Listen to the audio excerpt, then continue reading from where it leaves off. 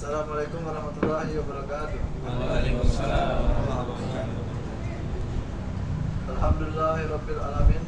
Wassalatu wassalamu ala asrofil anbiya'i wal mursalin nabiyina wa habibina Muhammadin wa ala alihi wa sahbihi ajma'in wa man tabi'ahum bi ihsanin ila yaumiddin, amma ba'du.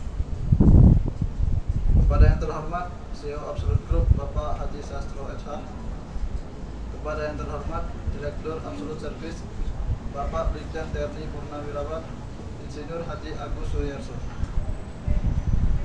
kepada yang terhormat Ustadz Haji Muhammad Siddiq LC MS Syariah, kepada yang terhormat Habib Abdurrahman bin Ahmad Asegaf LCMA,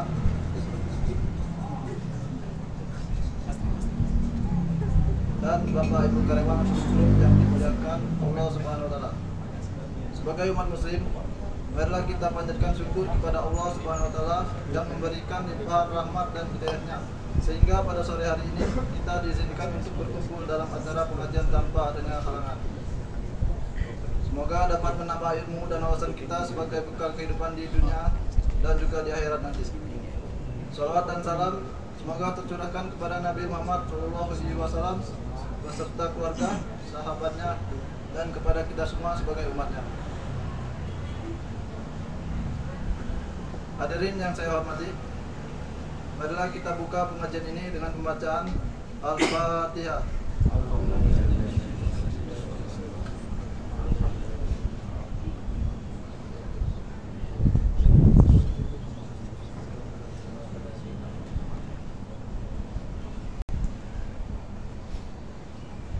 Kita berlanjut ke acara kita, yaitu tausiah.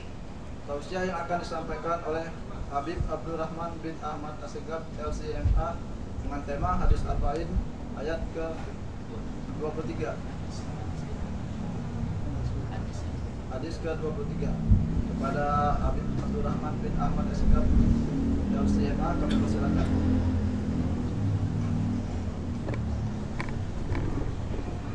Assalamualaikum warahmatullahi wabarakatuh.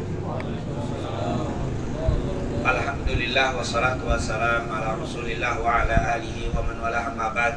Segala puja dan puji kepada Allah, salawat serta salam kepada Nabi Muhammad SAW, para keluarga, sahabat, tabi'in, serta seluruh umat yang selalu beristiqomah mengikuti sunnah-sunnahnya hingga yaumul qiyamah. Alhamdulillah, setelah kita mendirikan salat asar secara berjamaah, semoga apa yang telah kita lakukan mendapatkan keridhaan dan keberkahan dari Allah Subhanahu wa taala. Amin ya rabbal alamin.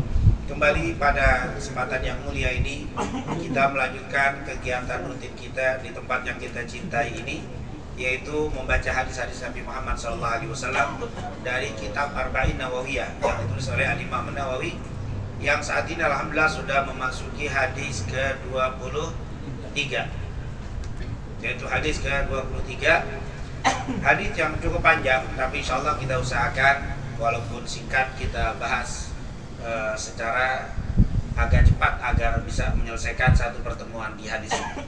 Dikatakan di situ, qala al-mu'allif rahimahullah wa nafa'ana bi fidaraini amin, an Abi Malik al-Harith ibn Asim al-Ash'ari radhiyallahu anhu. Dari Abu Malik Harith bin Asim al-Ash'ari, beliau berkata radhiyallahu anhu, qala Rasulullah sallallahu alaihi wasallam, Rasulullah SAW bersabda, at-tuhuru syatrul iman, at-tuhuru syatrul iman, bersuci itu setengah daripada keimanan. Walhamdulillah tamlaul mizan, ucapan alhamdulillah memenuhi mizan, memenuhi timbangan. Wa subhanallah walhamdulillah tamla'ani, ay tamla'u ma baina samai wal ard, ucapan subhanallah dan alhamdulillah dapat memenuhi antara langit dan bumi. Wassalatu nurun, salat itu cahaya. Wasadaqatu burhan, sedekah itu adalah bukti. Wasabru, dia sabar itu adalah cahaya yang sangat keras. Wal Qur'an hujjatul lak aw alaikum, Quran itu menjadi penolongmu atau menjadi pencelakamu. Kullun nas yaghdu faba'u nafsah famutikuha aw mubikuha, setiap hari orang itu bisa melakukan amalan-amalan yang bisa membebaskan dia dari api neraka, atau melakukan amalan-amalan yang menyebabkan dia masuk dalam neraka. Hadis sahih riwayat Imam Muslim. Nah, ini tentunya hadis ini begitu banyak tema sebenarnya yang bisa kita bahas. Poin-poinnya luar biasa. Tapi mungkin kita bahas sebagian besar kali. Mungkin karena kalau kita bahas semua terlalu banyak poinnya, takut pusing. Mungkin kita bagi dua saja pertemuan di hadis ini. Yang pertama, Rasulullah bilang at-tuhuru syatrul iman.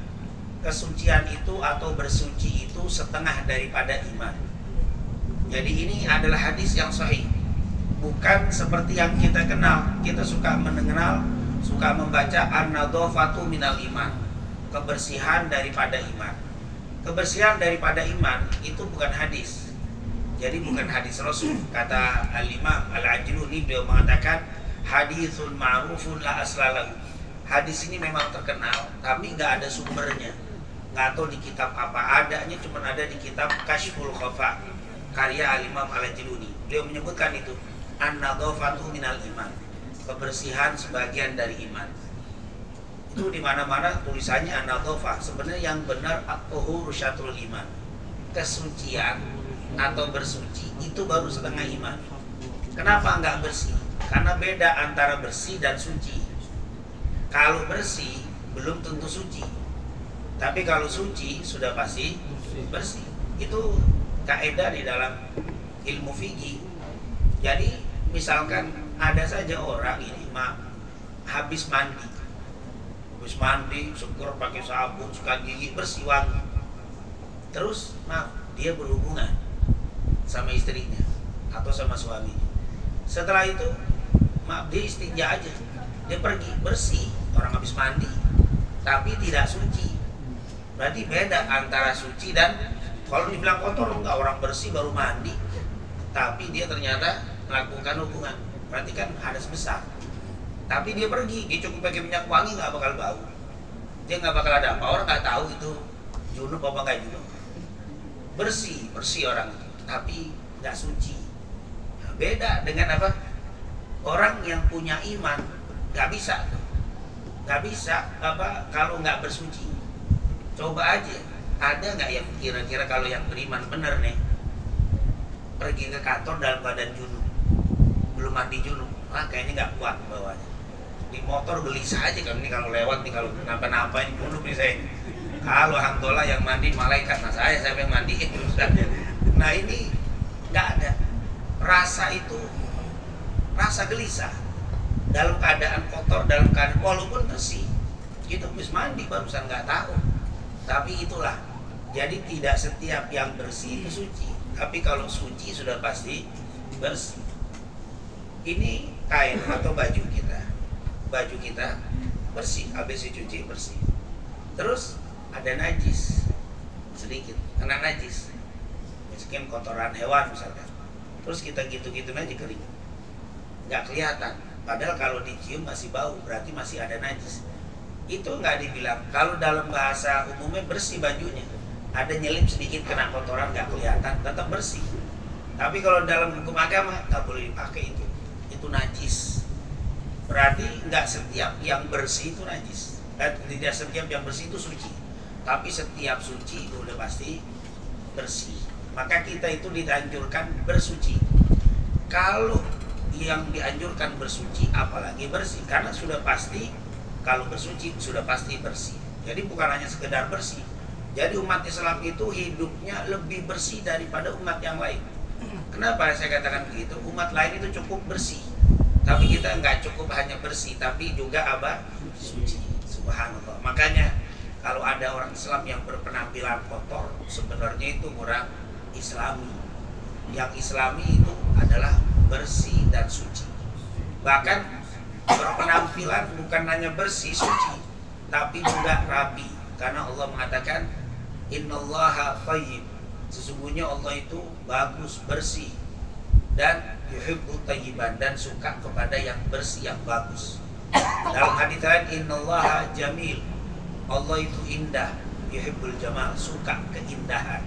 Itu Rasul SAW bilang Allah suka pada keindahan. Jadi kita itu sebagai seorang muslim, muslimah, tampillah dengan indah dan juga bersih serta suci. Itu yang dianjurkan Nabi Muhammad. Nabi Muhammad itu nggak pernah pakai baju najis. Bahkan Rasulullah pernah pakai sendal. Dulu kan zaman Nabi masjidnya nggak pakai ubin, jadi cukup pasir aja. Nggak ada yang berubin begini, apalagi pakai karpet. Makanya kalau bahasa kita ini bid'ah nih sebenarnya. Pakai menggunakan karpet ini apa? Bid'ah. Kalau mau ngikut masjid zaman Rasul nggak usah pakai, apalagi ubin ini bid'ah lagi nih. Zaman Rasul nggak ada ubin seperti ini. Jadi bagaimana? Pasir. Makanya ada di Timur Tengah itu satu masjid bukan nggak mampu, masjidnya bagus, bawahnya pasir. Kenapa? Biar ikut zaman Rasul katanya. Nah itu apa? Makanya kita itu nggak disuruh hidup seperti zaman Rasul. Nah, kita ya hidup zaman sekarang, ya hiduplah seperti zaman sekarang. Tapi yang disuruh sama Islam itu hiduplah seperti Nabi, hiduplah seperti Rasul, bukan hidup seperti zaman Rasul. Jadi kalau kita hidup zaman Rasul, ada nggak zaman Rasul? Nggak ada, berarti nggak boleh. Ini hidup seperti zaman Rasul. Akhirnya kita kembali ke zaman dulu karena mau mengikuti. Apalagi ada di zaman Nabi masjidnya nggak pakai lampu. Itu jauh. Dikatakan ada yang mengatakan masjid pertama kali yang ada lampu itu yang ngasih Sahal bin Sa'ad Al-Ansari tahun 30-an, 30 Hijriah.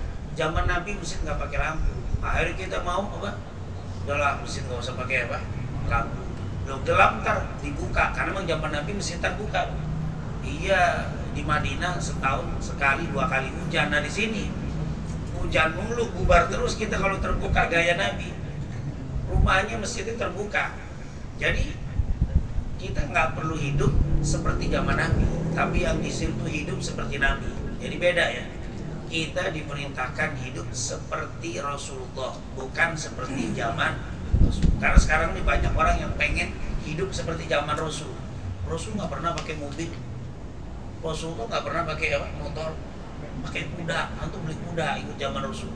Itu namanya hidup zaman Rasul. Tapi yang disuruh hidup seperti Rasul. Rasul itu kalau lagi ada kuda yang bagus dia naik kuda. Tapi Rasulullah pernah naik keledai. Naik keledai itu kalau bahasa kita itu orang bisa diketawain. Maksudnya orang miskin banget tuh kalau naik kuda, naik keledai. Nabi pernah pakai itu. Artinya apa? Kamu hiduplah seperti Nabi. Kalau memang ada kendaraan silakan. Nggak ada yang bisa kita pakai apa itu. Tidak harus mewah, tidak harus bagus. Rasul nggak begitu. Kalau ada yang mewah dipakai, yang sederhana dipakai. Nggak ada Rasul berjalan. Begitulah. Beda jadi hidup seperti Rasul dan hidup seperti zaman Rasul. Jadi kita nggak disuruh hidup seperti zaman Rasul. Apalagi musolah kita yang begini ini nggak ada banget di zaman Rasul. Kayak kayu-kayu ukiran begini, model joglo begini, waduh, bid'ah lagi urusannya. Nah ini karena kita nggak disuruh hidup seperti zaman Nabi, kita disuruh hidup seperti Nabi. Ini adalah yang diajarkan Rasulullah SAW. Jadi bersuci, tampil indah, indahnya zaman Nabi dengan sekarang beda tentunya. Ya, zaman Nabi bajunya mungkin polos, putih aja gomis, kita nggak mesti gomis. Pakai baju kita dengan baju seragam kantor kita, yang penting bersih, nutup aurat, itu kan sudah kena. Kalau antum mau pakai zaman Nabi, Nabi nggak pernah nih pakai baju kantor seragam begini. Malah ribet lagi hidup ini. Hidup akhirnya harus mundur di 1400 tahun yang lalu, mundur lagi. Nah ini nggak usah peduli dengan pakaian, yang penting bagus, indah, cocok ya. Jangan juga pakai pakaian yang nyeleneh ya. Itu kalau pakaian nyeleneh itu nggak bagus juga. Artinya kalau kita pakai orang cuma jadi ngeliatin, pakaiannya aneh. Walaupun menutup aurat tapi aneh, itu juga nggak suka. Warnanya pun yang cocok lah.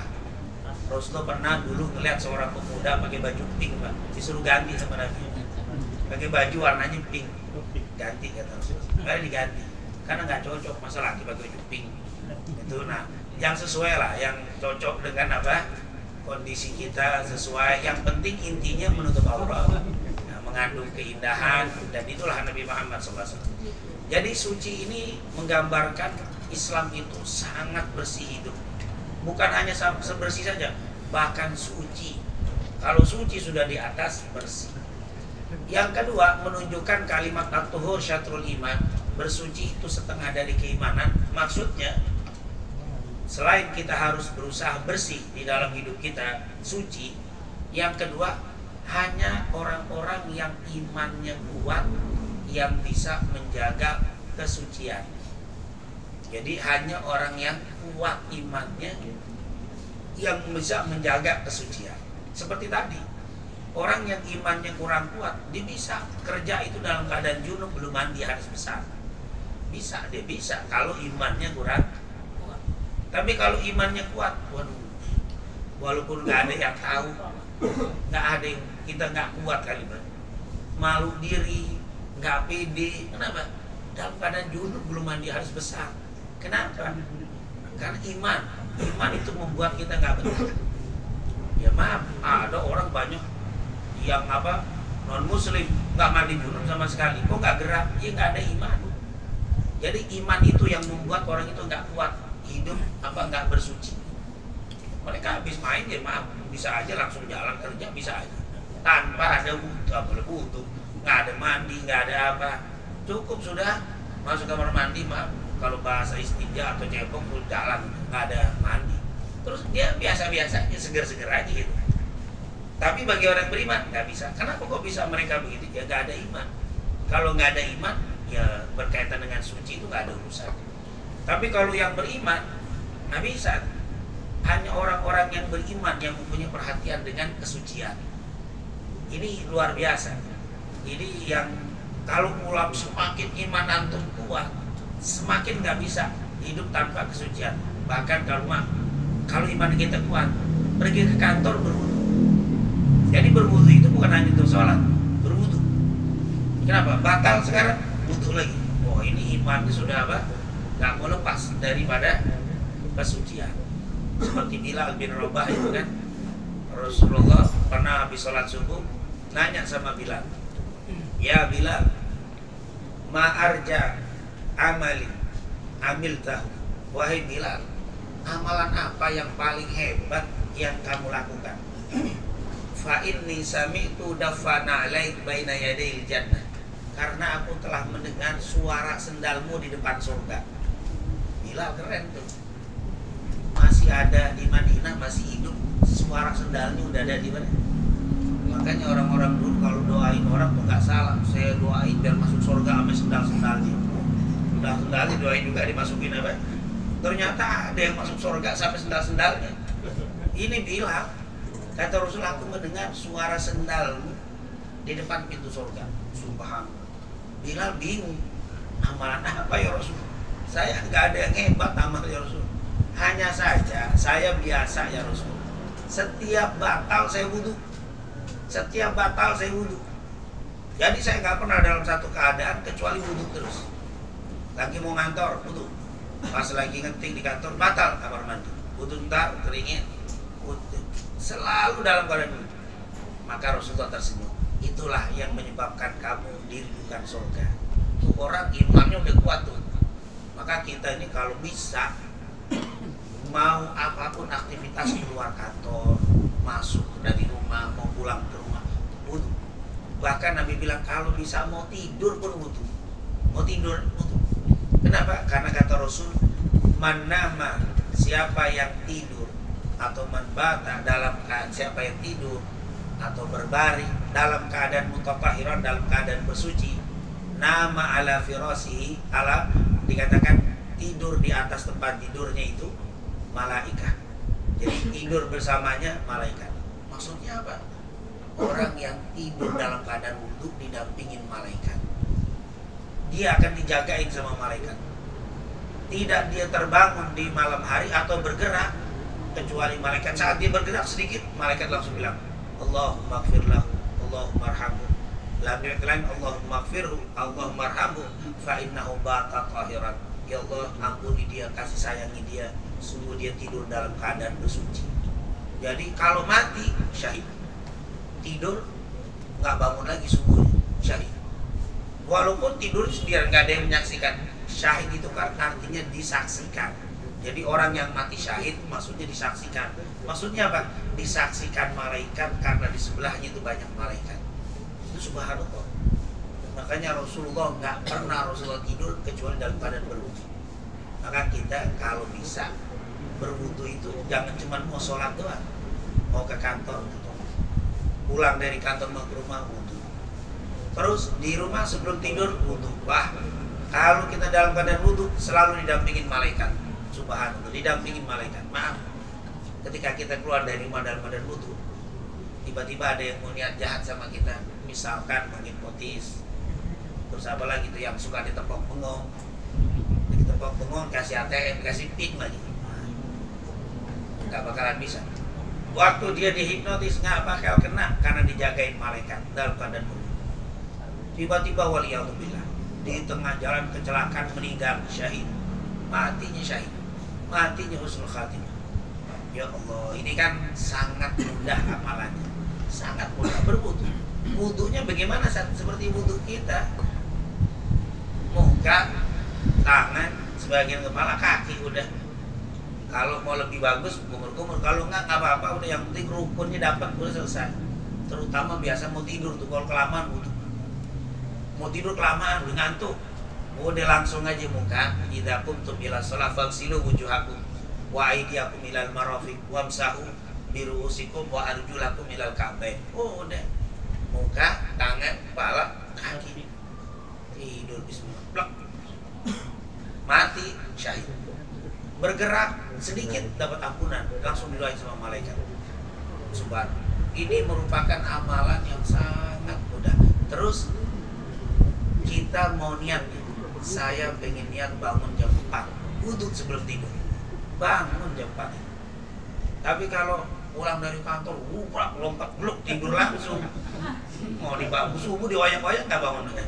Kenapa? Nggak ada wala bacaan, wala apa, wala wudu. Dan subhanallah, dari segi kebersihan kan sudah dibilang, kalau sudah bersuci di atas bersih. Bayangin kan dulu kan waktu zaman COVID, kita kalau pulang dari kantor, dari rumah mesti cuci muka. Sudah diajarkan kalau kita bukan cuci muka, wudu. Wudu itu bersih, berpahala. Dibanding kita hanya cuci muka, nggak ada pahala. Cuci tangan, kumur, itu habis. Kalau bahasa corona nggak kena. Kenapa? Bagaimana kena? Orang, kita habis keluar dari rumah dulu waktu corona itu kan, cuci pakai sabun, cuci muka pakai sabun. Begitu aja bisa ngulangin virus, bisa ngurangin bersihin kuman. Bagaimana kalau pakai bismillah? Bismillah pakai bacaan. Nggak pakai bacaan aja bisa ngilangin virus, apalagi pakai bacaan. Itu kan semua milik hambanya Allah. Sangat mudah. Makanya insya Allah sehat, hilang tuh virus, bakteri waktu kita habis pulang naik mobil umum, naik apa, hilang kena kita berwudu, sehat tidur. Dan yang uniknya lagi, besok pagi Bapak Ibu bangun seger. Segernya beda. Coba praktekin, coba diwujudkan ya, dicoba. Tidur dalam keadaan berwudu, bangun paginya beda dengan tidur nggak pakai wudu. Segernya itu beda. Resep yang sangat mudah, luar biasa. Ini makanya itu para ulama pulang jam 12, jam 1 dakwah, pulang jam 2 subuh tetap bangun, subuh ngajar lagi, dakwah lagi. Kok bisa? Sampai orang-orang tuh nanya, kok bisa ya begitu? Ya, resepnya yang pertama sebelum tidur wudu. Setelah wudu yang bagus sekali, zikir tasbih 33, alhamdulillah 33, Allah akbar 33, baru bismillah tidur. Pagi itu nggak ada rasa capeknya lagi. Itu hadis Rasulullah SAW. Rasulullah itu bilang, itu hadis dari Fatimah, dari Ali bin Abi Thalib. Siapa yang tidur dalam keadaan berwudu dan baca tasbih 33, subhanallah, subhanallah, subhanallah, alhamdulillah, alhamdulillah. Ini begitu, jangan subhanallah 33, alhamdulillah 33, Allah akbar 33. Itu mah ngakal itu ya, itu apa? Maksudnya subhanallah 33, subhanallah, subhanallah, subhanallah, alhamdulillah 33, Allah akbar 33, bismillah, syukur-syukur, bismillahirrahmanirrahim, ahya, tidur seger bangun, subhanallah. Itu lebih dari doping, itu lebih dari obat madu, dari apa, itu yang ngasih Nabi Muhammad SAW. Makanya subuh seger lagi. Tapi kalau kita nggak ada wudunya, nggak ada zikirnya, tidur harus sisa, subuh udah kayak tidur 2:30. Subuh sudah bangun ngantuk-ngantuk subuh. Tiba-tiba orang ngantuk subuh, ngantuk, padahal tidur jam 8. Pulang dari kantor sholat isya tidur, kok subuh masih ngantuk juga. Iya, coba diresep. Tahur, suci. Kenapa kok bisa begitu? Iya, karena kita itu sholat subuh, mau ibadah, kadang males, bukan karena capek. Kita ini mau sholat asar berjamaah, kok malesan ya? Apa karena capek? Bukan karena capek. Dulu ada seorang murid pernah nanya sama gurunya, ya Syekh, wahai guru, saya ini sudah bisa baca Quran, saya udah lancar baca Quran, tapi kok males ya saya baca Quran ini. Saya kok males baca Quran. Apa kata gurunya? Dunubuka allati tahulu bainaka wa bainal Quran. Dosa-dosamu lah yang menghalangi antara kamu dengan Al-Quran. Dosa-dosamu lah yang menghalangi kamu untuk bangun tahajud. Dosa-dosamu lah yang menghalangi kamu bangun subuh. Dosa-dosamu lah yang menghalangi kamu sholat asar. Dosa-dosamu lah yang menghalangi kamu baca Quran. Jadi ternyata bukan karena capek, tapi karena apa? Dosa. Makanya kata ulama, kalau di siang harinya banyak dosa, pasti malamnya nggak mungkin bangun tahajud. Mau alarmnya 6 deh, alarmnya 6, handphone 1, handphone belum kering, belum lagi, wah bermacam-macam, kering 1 lepas, kering 1 tendang, itu bisa dihabis semua, nggak bangun. Kok bisa saya mau ibadah nggak bisa banget? Ya karena siangnya bukan karena capek, siangmu bukan karena kamu terlalu banyak kerja, enggak, karena banyak maksiat. Kalau orang banyak maksiat itu susah banget. Kita mau sholat jamaah susah banget, nanti banyak dosa, hati-hati. Tapi kok saya gampang banget ya mau ibadah, nanti dosamu sudah mulai bersih. Karena yang menghalangi ibadah itu dosa. Semakin banyak orang dosa, semakin orang itu malas ibadah kepada Allah. Makanya kita berdoa kepada Allah, semoga Allah berikan kemudahan kepada kita semuanya untuk bisa menjaga kesucian kita. Karena kesucian itu sebagian daripada iman. Semakin kamu bisa menjaga kesucian, semakin besar keimanan. Yang ketiga, yang terakhir dari kata-kata at-tahur syatul iman.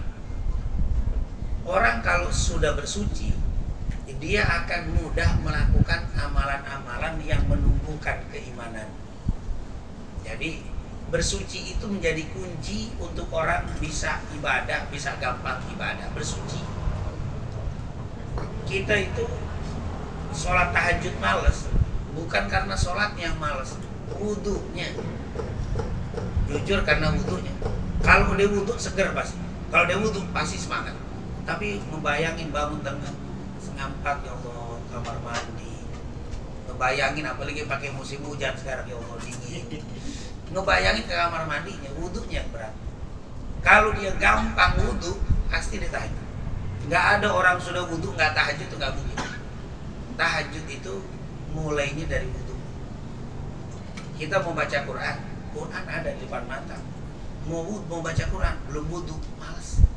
Tapi kalau sudah wudu, ambil Quran itu cepat. Jadi bersuci itu adalah setengah iman. Artinya apa? Kalau kita sudah bersuci, akan dimudahkan melakukan amal-amal yang menumbuhkan keimanan. Kadang-kadang kita kalau sudah bersuci, perempuan mau ngasih salaman aja, maaf, udah wudu, kok sampai begitu. Tapi kalau nggak ada wudu, nyelonong. Mana nggak pas lepas lagi. Kenapa? Ada wudu, bersuci jadi iman, jadi naik. Dan perempuan sih maaf ya, perempuan yang biasa misalkan salaman yang bukan mahram nih, ketika dijulurkan tangannya, kita nggak mau, waduh nggak, kita bisa dibilang sombong banget, ada yang begitu. Tapi kalau kita bilang maaf, saya udah punya wudu, oh iya, maaf, dia minta maaf juga. Ketika dengar kata-kata wudu, perempuan itu maklum. Dan ketika ada wudu, kita itu nggak gampang julurin tangan. Iman terjaga gara-gara wudu. Padahal wudu, inilah wudu, kata para ulama, subhanallah. Dan juga setan itu berat godain orang yang sudah berwudu. Karena pertama kali goda setan itu untuk ibadah adalah wudu. Ketika orang mau sholat asar, pengen sholat asar, yang diberatin sama setan wudunya. Makanya kita kalau udah punya wudu, datang asar pasti langsung sholat. Kita habis sholat maghrib wudu, zikir atau duduk ngobrol, datang waktu isya, kita belum batal, pengen buru-buru sholat. Tapi kalau udah batal, aduh, ntar aja dah, males wudunya. Jadi wudu itu setengah daripada iman. Jadi kalau orang sudah berwudu, mudah cepat melakukan amal soleh. Kalau orang sudah berwudu, dia keimanannya itu sudah setengah, tinggal setengahnya lagi mengamalkan. Dia kalau sudah berwudu, ini menunjukkan tanda-tanda keimanan seseorang. Subhanallah. Insya Allah Allah berikan kemudahan kepada kita semuanya untuk bisa menjaga kesucian kita. Amin ya rabbal alamin. Bahkan kata para ulama, wudu itu menjadi penggugur dosa-dosa kita. Isbahul wudu alal makarih. Orang yang bisa istiqomah menjaga wudu akan menghapuskan yaitu dosa-dosanya dan meninggikan derajatnya di surganya Allah Subhanahu wa taala. Inilah poin pertama, tema pertama tentang bersuci. Sekali lagi dengan harapan ya, dengan hadis ini harapannya mari kita berusaha menjaga wudu kita. Wudu itu kerjaannya sedikit, amalannya sedikit, tapi faedahnya dunianya besar. Dunianya menjaga kita. Bapak Ibu tidak mungkin kena ditipu orang ketika dalam keadaan berwudu. Tidak mungkin bisa disihir sama orang ketika dalam keadaan berwudu. Dan akan sulit untuk jatuh pada kemaksiatan kalau dalam keadaan berwudu. Amalannya singkat, mudah, tidak perlu waktu dan tenaga yang besar, tapi faedahnya yang dunia banyak. Kalau akhirat luar biasa. Kalau dia meninggal, husnul khatimah. Kalau dia meninggal, syahid. Dikuburnya, di surganya, dirindukan oleh surganya Allah Subhanahu wa ta'ala. Belum lagi mukanya bercahaya. Kata Rasulullah, al-muhajjalin, orang yang menjaga wudhu nanti di hari kiamat mukanya terang benderang karena bekas air wudhu yang mengenai wajahnya. Inilah amalan yang pertama, imannya apa? Tema yang pertama. Yang kedua, sebagai penutup, kita ambil dua tema saja, yaitu dikatakan di situ wa subhanahu walhamdulillah tamlaul mizan, dan ucapan alhamdulillah dapat memenuhi timbangan. Wa subhanallah walhamdulillah tamlaani ay tamla'u ma baina samai wal ardh, dan ucapan subhanallah dan alhamdulillah dapat memenuhi antara langit dan bumi. Maksudnya apa? Pahala. Jadi orang yang mengucapkan alhamdulillah, timbangannya nanti di hari kiamat penuh. Apa sih timbangan? Timbangan itu disebut mizan ya. Mizan itu artinya timbangan. Nanti semua amal-amal kita itu ditimbang. Jadi yang ditimbang itu amal. Kalau di sini kan badan. Badan orang yang ditimbang. Beratnya 100, beratnya 20. Ini orangnya. Tapi kalau di hari kiamat orangnya nggak perlu, karena fisik itu nomor sekian. Yang perlu ditimbang amal. Jadi amal bisa ditimbang. Emang amal berbentuk ya, kalau dari dunia nggak berbentuk, di akhirat nanti apa? Berbentuk tuh, berbentuk. Dosa juga berbentuk. Jadi nanti amal kita dari timbang. Di akhirat nanti ada mizan, timbangan. Timbangan itu punya dua mata. Itu jadi kalau digambarkan itu ini tiang, tiada tiang lagi. Di sini ada dua. Di sini ada timbangan. Kayak dalam timbangan zaman dulu kan gitu. Dua sisi. Kalau yang kanan ini timbangan amal soleh, yang kiri timbangan amal yang tidak baik. Kalau ini berat, berarti ini banyak. Makanya dalam Al-Quran, wa amma man thaqulat mawazinuhu fa huwa fi 'ishatir radiyah. Adapun siapa yang berat timbangannya, timbangan amal soleh, dia akan berada dalam kehidupan yang penuh keridhaan dari Allah.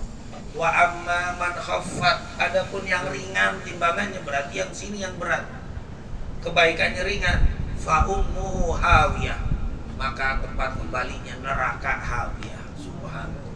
Jadi kita ditimbang. Salah satu timbangan yang bisa memberatkan, salah satu amal yang bisa memperberat timbangan adalah zikrullah, adalah berzikir kepada Allah. Terutama ucapan alhamdulillah. Ini alhamdulillah. Ini bicara tentang alhamdulillah. Alhamdulillah adalah kata-kata pertama yang diucapkan oleh kakek moyang kita. Siapa? Nabi Adam.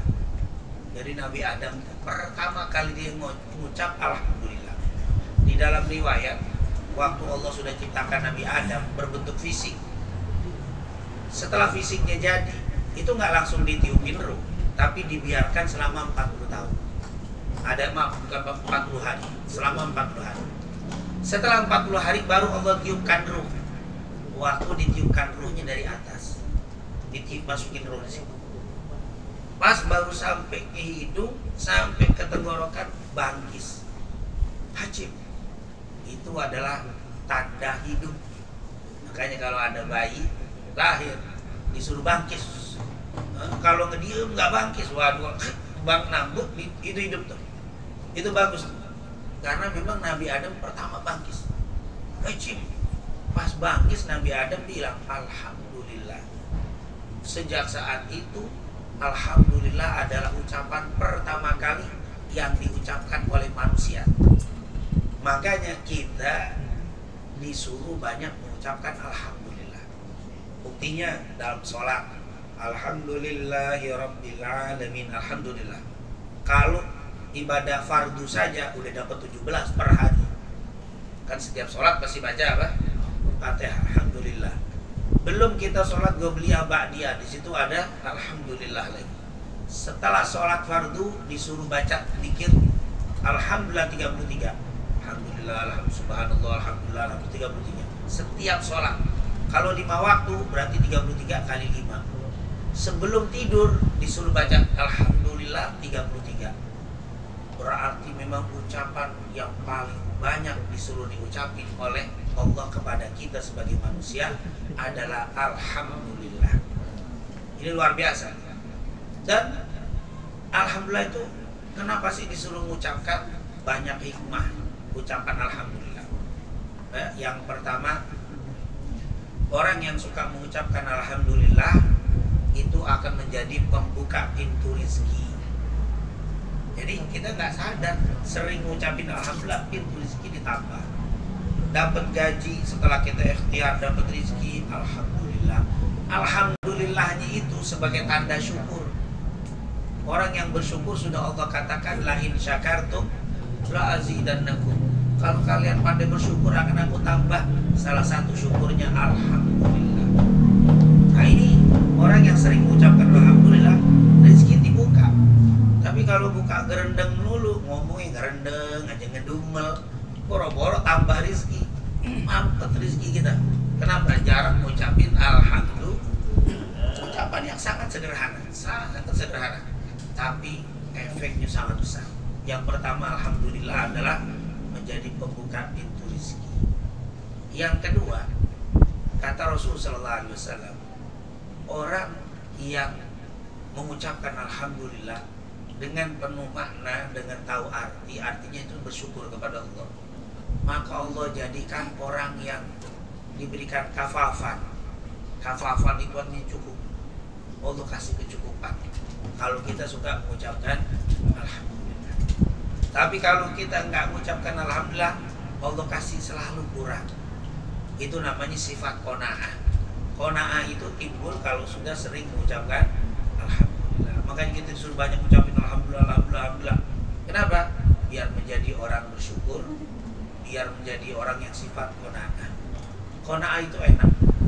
Apa sih qanaah itu? Menerima ridho dengan ketentuan Allah, diwujudkan dengan alhamdulillah, ditanamkan dalam hati, ini yang terbaik untuk saya. Makanya saya ucapkan alhamdulillah.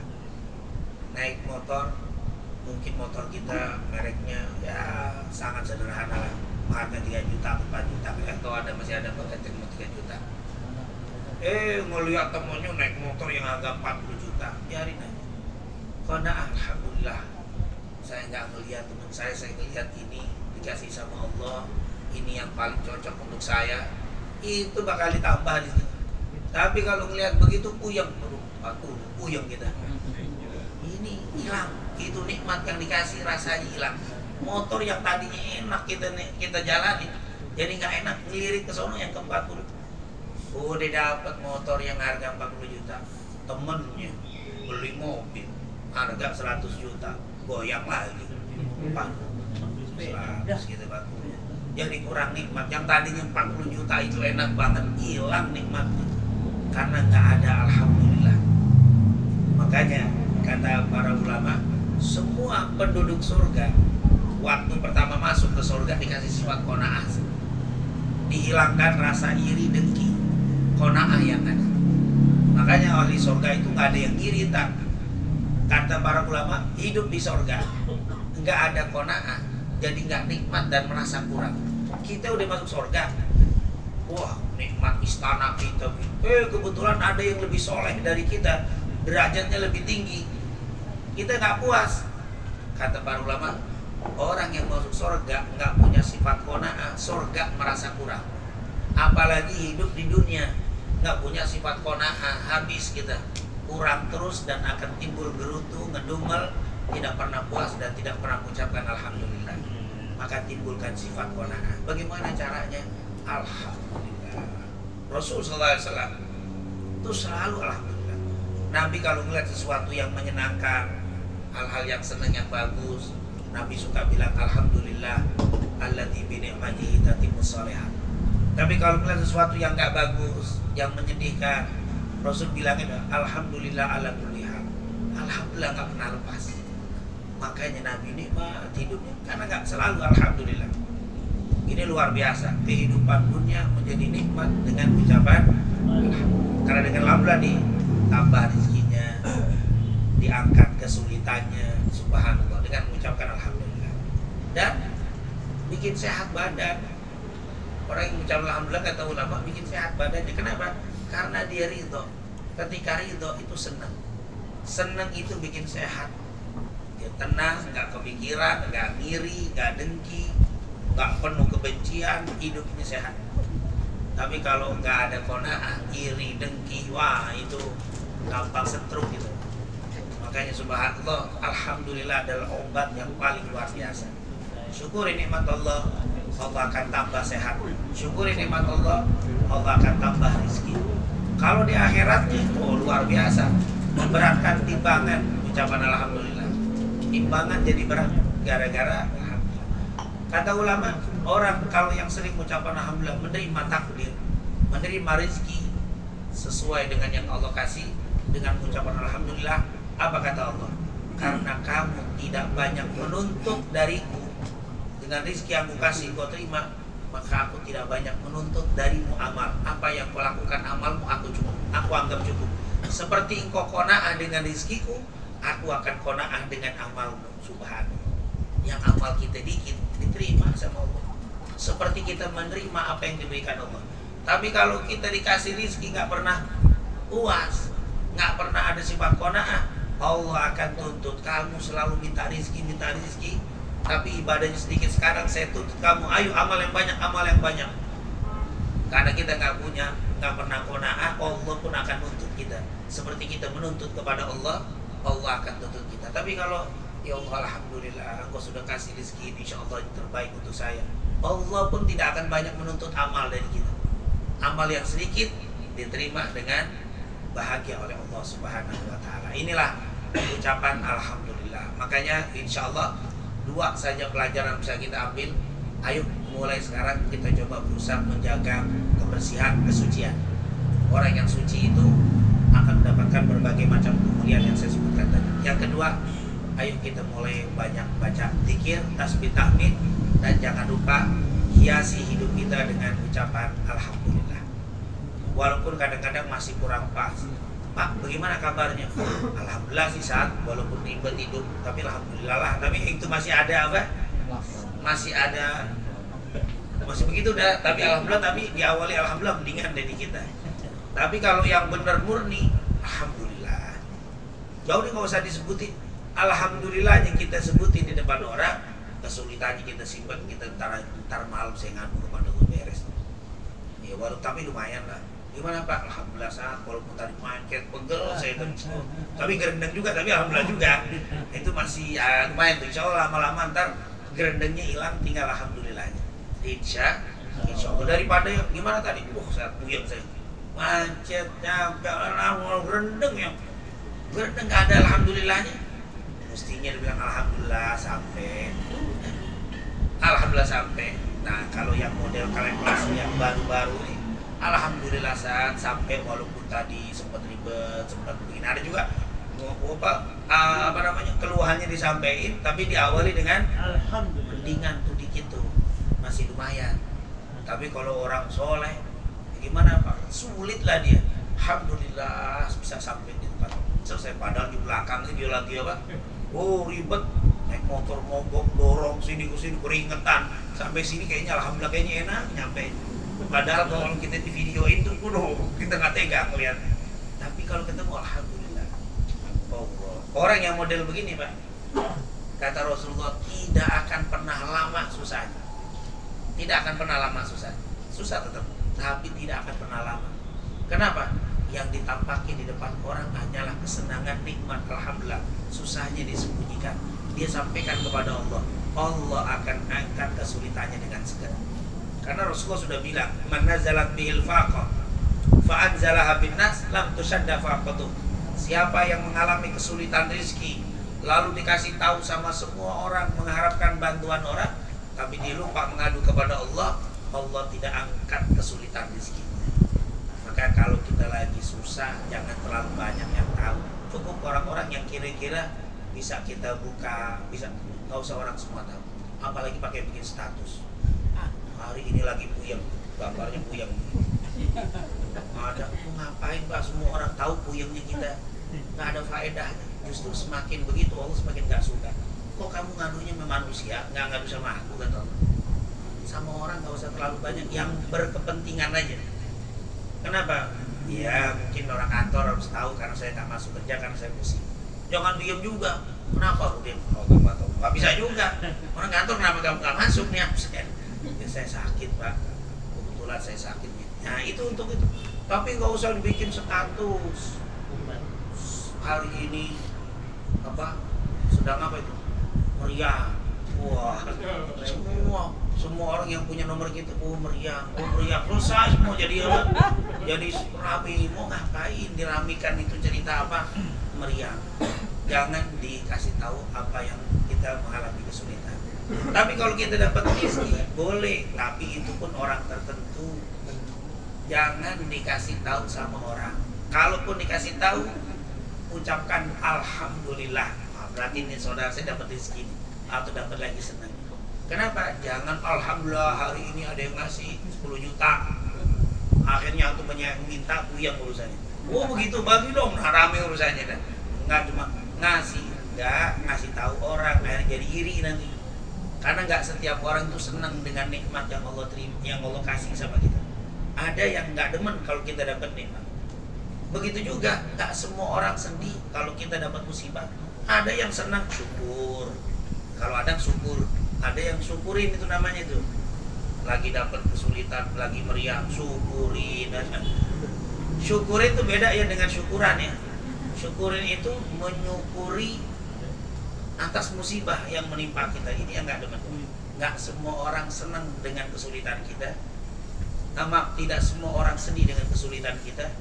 Dan tidak semua orang senang dengan kebahagiaan kita. Maka cukup kesenangan, kebahagiaan berikan kepada orang yang memang perlu tahu. Selebihnya nggak usah dibikin dan dikasih tahu. Apalagi temannya banyak bikin status nggak enak dulu. Ada juga orang yang bikin statusnya makan terus. Alhamdulillah hari ini ada gorengan trek. Status bala-bala trek masuk. Sebelahnya kopi lagi, ngopi. Itu bagus nggak sih? Kata ulama, kalau makanan jenis model begitu banyak orang pengen, tapi nggak bisa semua orang bisa, jangan dimasukin status makanan. Tapi kalau makanan yang murah mungkin pas semua orang juga bisa. Kopi kan di mana-mana boleh, nggak apa-apa. Tapi masuk kita lagi nginep di hotel bintang 5. Makanan macam-macam diputu trek status, alhamdulillah hari ini bisa makan seperti ini. Itu bikin orang yang ya Allah enak banget. Akhirnya timbul rasa apa? Pengen ngomong sama yang bikin status, wah enak banget tuh, boleh kirim dong. Beli. Oh ya Allah. Kalau mau ngasih apa Pak? Ini bukan dikasih tapi dibilang apa? Beli. Ya salam itu. bikin orang nggak bagus. Kata para ulama, yang model begitu makanannya nggak berkah. Kenapa ditunjukin orang tapi nggak dikasih? Mendingan kamu sembunyikan, kamu makan sendiri, nggak usah dikasih tahu orang. Itu lebih bagus daripada di. Kecuali kalau dikasih, sama ngasih boleh tuh. Ini ngasih tahu tapi nggak ngasih, jangan dikasih tahu kalau memang tidak mau memberi. Sama kata Rasulullah, kalau kamu punya makanan maka berbagilah dengan tetangga. Tapi memang kalau kau tidak mau membagi, sembunyikan makanan. Jangan sampai tetanggamu tahu tapi kau tidak membagi, itu tidak boleh. Sama statusnya makanan banyak tapi nggak pernah bagi, cuman nggak bagi butuhnya doang. Pakai ngomong lagi berbagi bahagia, berbagi kebahagiaan. Apaan butuhnya doang berbagi kebahagiaan? Itu bukan kebahagiaan, itu bikin susah orang yang sakit hati. Yang punya hati nggak demen tambah pegel. Oleh karena itu insya Allah kita selalu mengucapkan alhamdulillah, dan insya Allah kita selalu bersuci. Insya Allah dengan dua resep ini Allah buka kebahagiaan dunia wal akhirat. Amin amin ya rabbal alamin.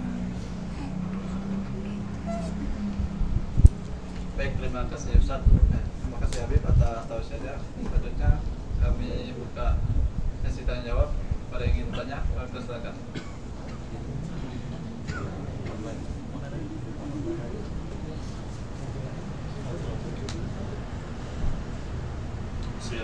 Assalamualaikum warahmatullahi wabarakatuh. Waalaikumsalam warahmatullahi wabarakatuh. Kita Habib, sesuai tema hari ini adalah terkait bersuci sebagai dari iman. Ya. Nah, dalam satu konteks misalnya kita ini biasa kalau yang berangkat kerja naik motor, musim hujan nih Habib, ya. Tanpa sengaja misalnya celana terciprat gitu, kita nggak tahu tuh ciprat itu najis atau bukan. Nah, itu apabila kita tidak ada alternatif lain untuk mengganti dengan sarung atau cara lain, apakah kita masih tetap diperbolehkan untuk sholat? Terima kasih. Assalamualaikum warahmatullahi wabarakatuh. Waalaikumsalam warahmatullahi wabarakatuh. Ya sering gini, kalau kita spretan gitu, atau kita naik motor, atau kita nggak naik motor tapi motor lewat, masuk apa? Spretan juga. Ini bagaimana nih, najis apa nggak najis? Pertama, kita lihat aja, ini air. Kalau kita ngah, kita lagi jalan, motor lewat, spretan kita. Ini air bekas air got, meluber dan bau, maka najis. Karena memang air itu najis gak najis dilihat dari 3 sifat: berubah warna, rasa, dan bau. Kalau sudah baunya berubah, itu sudah pasti rasanya berubah. Makanya kalau udah bau nggak usah dijilat. Itu karena bau kan udah bau, udah kelihatan. Itu kalau kadang-kadang warna, bau, rasa gitu, itu beda. Jadi dijilat dulu nggak dikasih ada rasa. Masuk salah satu sifat aja, wah bau nih ternyata airnya, berarti najis.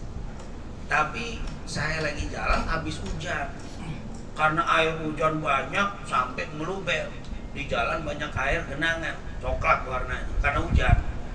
Motor lewat, itu biasanya air tanah, bukan air got, tapi karena air hujan itu suci dan tanah itu suci, walaupun warnanya coklat. Kenapa? Karena itu air tanah dan kita cium nggak bau, biasa, air biasa, maka tidak najis.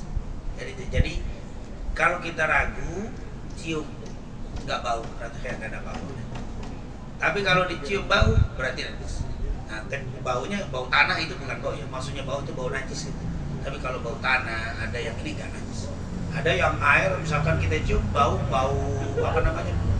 Kalau habis apa namanya? Kalau dikasih supaya bersih, obat kaporit itu nggak najis. Itu baunya kan beda. Nih baunya bau got, bau kotoran, baru najis. Jadi gampang patokannya, kalau basah, kok nggak bau, bismillah, nggak usah ganti apa-apa.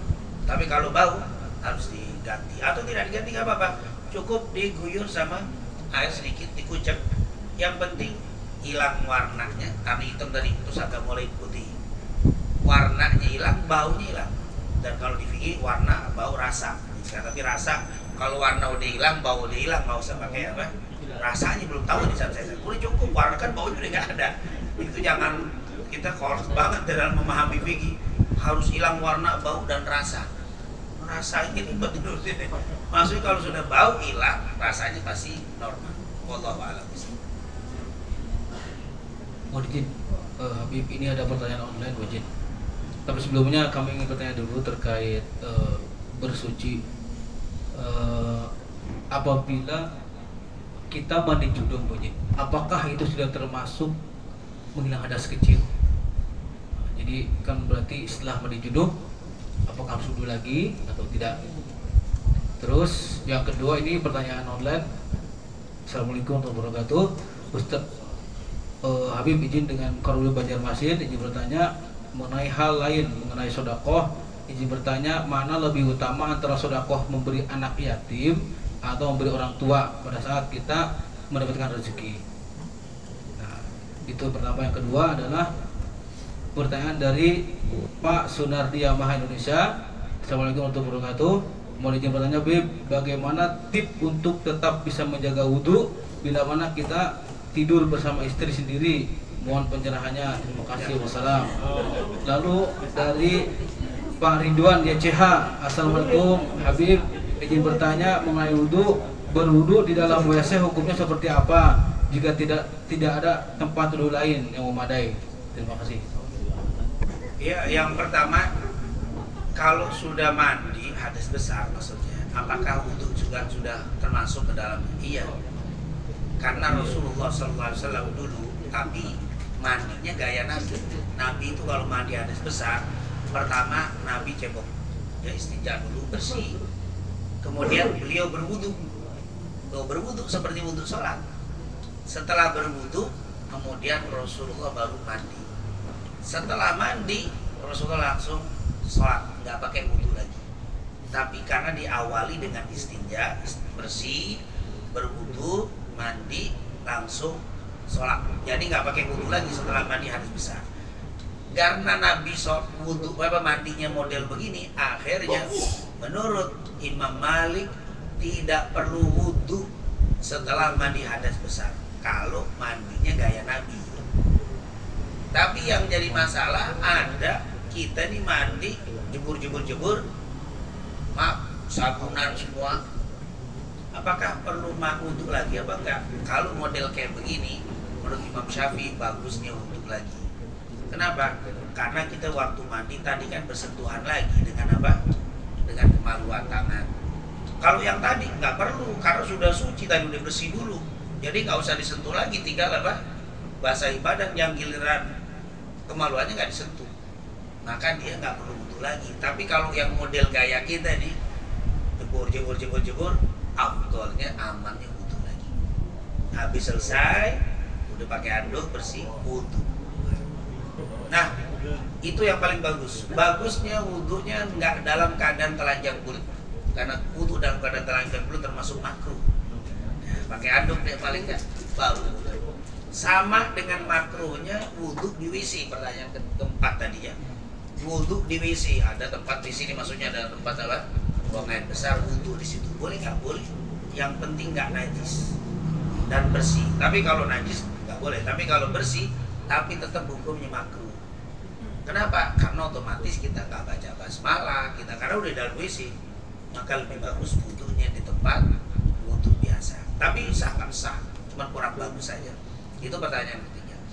Kemudian pertanyaan sebelumnya, bagaimana menjaga wudhu, menjaga bersuci wudhu kalau kita udah wudhu tidur dekat sama istri? Apa mesti berjauhan? Jangan dekat-dekat udah wudhu. Tiap malam kayak musuhan. Istri sebelah sono, suami sebelah sini, jangan sentuh, wudhu, ya ntar batal lagi. Gimana urusannya? Akhirnya, waduh kayak musuhan gitu. Bisa ranjang sama udah wudhu, ini bagaimana? Enggak. Ternyata kata para ulama, yang penting kamu naik ke ranjang tuh udah wudhu. Setelah itu bersentuhan, itu kan masih khilaf.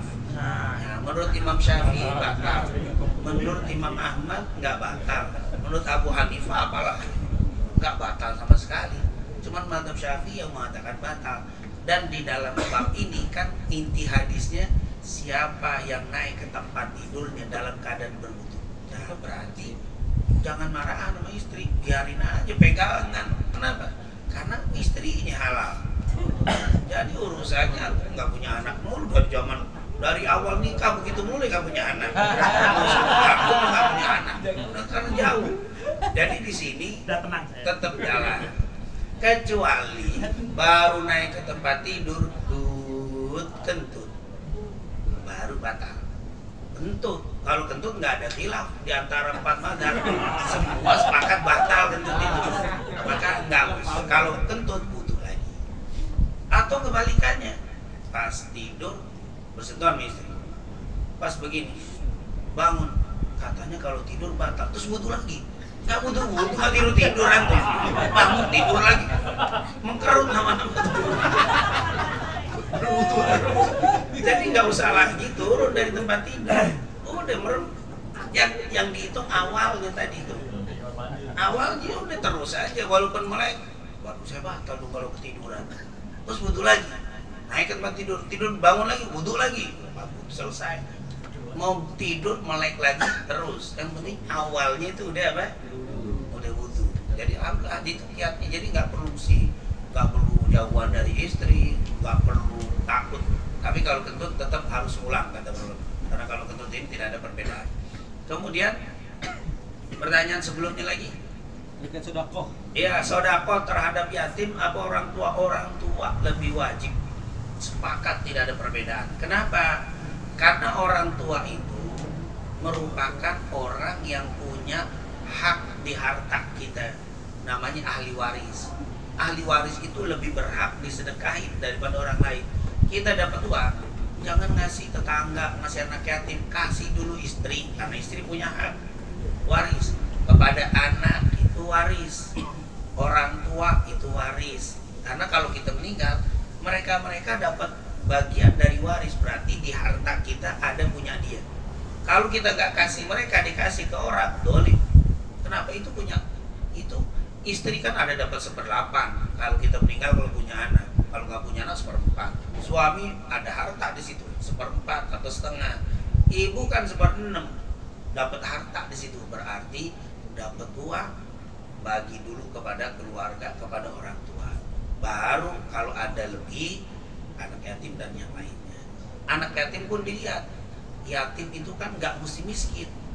Kalau yatim kaya nggak usah dikasih, tapi kasih sayangi. Nah, yatim itu perlu dikasih sayangi, bukan dikasih makan. Kalau fakir miskin baru dikasih makan. Yatimnya miskin, nah baru dikasih. Tapi kan ada yatimnya orang tuanya kaya, istri punya anak 2, mati orang tuanya, meninggal bapaknya. Janda punya anak 2 tapi kaya raya, nggak perlu dapat apa, jangan dikasih makan, karena nggak ada. Anak yatim itu bukan bagian dapat zakat.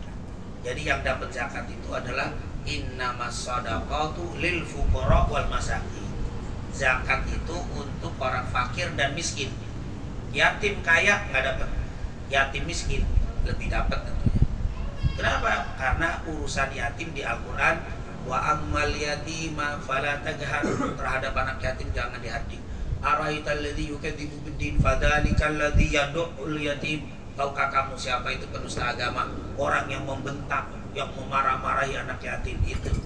Tapi kalau giliran miskin, wala yahuddu ta'amul miskin, tidak menyuruh ngasih makan orang miskin. Wa ammas sa'ila fala tanha, terhadap orang minta-minta jangan diusir. Karena itu urusannya beda. Jadi yatim itu kasih sayang, fakir miskin urusan makan. Jadi kalau memang yatimnya miskin, mereka layak dapat. Tetapi jangan dikasih ke orang sebelum orang rumah, kita kasih lebih dulu, terutama orang tua. Kata Rasulullah SAW, al-akrab wal-akrab, orang yang bersedekah dengan kerabat pahalanya 2 kali. Pahalanya 2 kali. Apalagi orang tua, wah berdouble-double, berlipat-lipat. Semoga orang tua kita semuanya diberikan panjang umur. Amin. Dan kita bisa berbagi dengan mereka, karena mereka itu paling besar pahala bersedekah dengan mereka. Sebenarnya saya nggak dihitung bersedekah, dan tidak boleh ngasih zakat ya. Saya sih ngasih zakat sama orang tua aja, mana ada orang tua dapat zakat. Orang tua itu punya harta yang kamu punya. Anta wa malu kali abika, kamu dan hartamu milik kedua orang tua. Jadi nggak ada zakat untuk orang tua. Sama, saya kasih zakat sama istri, mana ada zakat ke istri? Atau zakat ke putra saya, mana ada zakat ke putra? Zakat nggak boleh diberikan kepada ahli waris, berikan kepada siapa? Kepada orang yang jauh. Jadi sepakat seluruh ulama, sedekah sama orang tua lebih afdol daripada sedekah dengan yatim atau fakir miskin lainnya. Wallahu a'lam bishawab. Sudah kejawab semua hadirin Pak? Sudah. Alhamdulillah.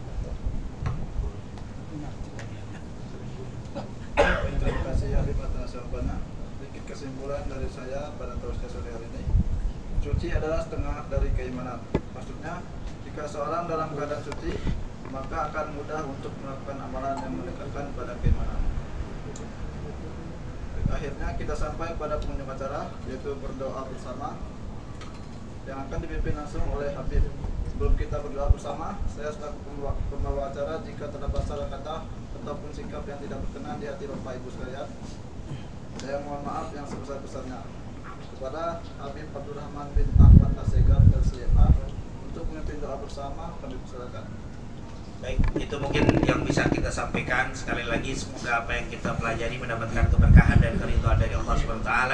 Dan juga tidak lupa di tempat, di acara, di kesempatan yang mulia ini, kita juga mendoakan saudara-saudara kita yang di Palestina. Semoga saudara-saudara kita yang gugur, meninggalkan dalam keadaan syahid fisabilillah, yang terluka menjadi penghapus dosa-dosanya, peninggi derajatnya dunia wal akhirah, yang harta bendanya hancur diganti oleh Allah dengan yang berlipat ganda.